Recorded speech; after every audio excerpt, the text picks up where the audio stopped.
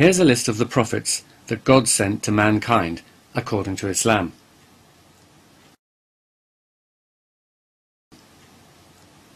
Now here's a map of where all these prophets were sent.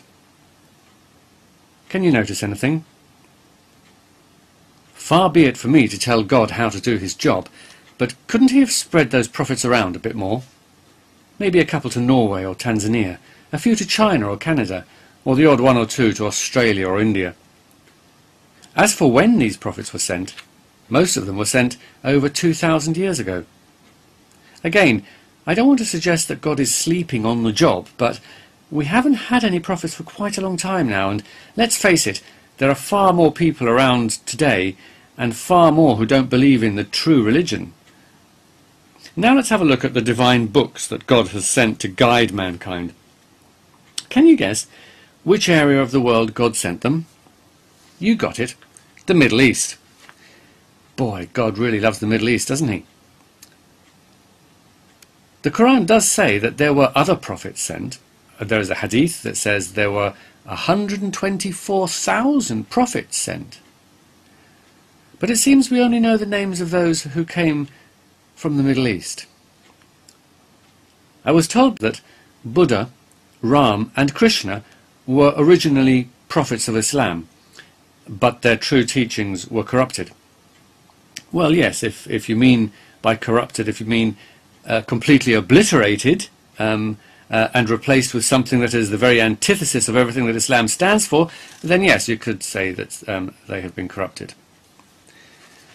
But let's assume that Buddha, Ram and Krishna really were prophets of Islam, and that there were indeed 124,000 prophets sent to mankind by God, but their teachings were completely lost or corrupted.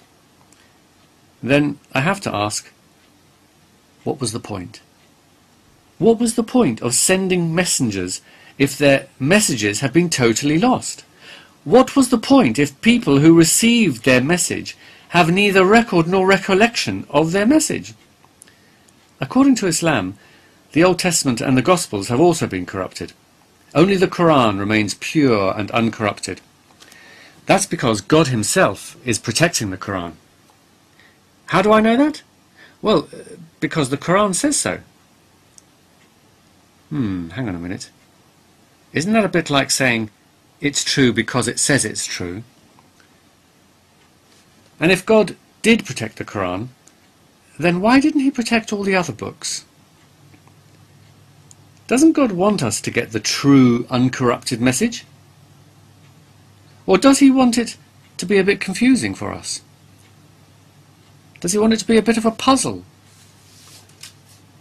Some sort of a game, with God as the compere, in a glittery suit, telling us we must choose the correct door, one leading to the joys of eternal salvation and the other the agony of eternal damnation. Though, of course, for most people, there is no choice,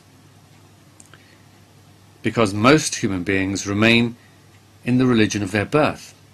If you ask them, they'll tell you it really was most fortunate because it also just happens to be the true religion. What a stroke of luck.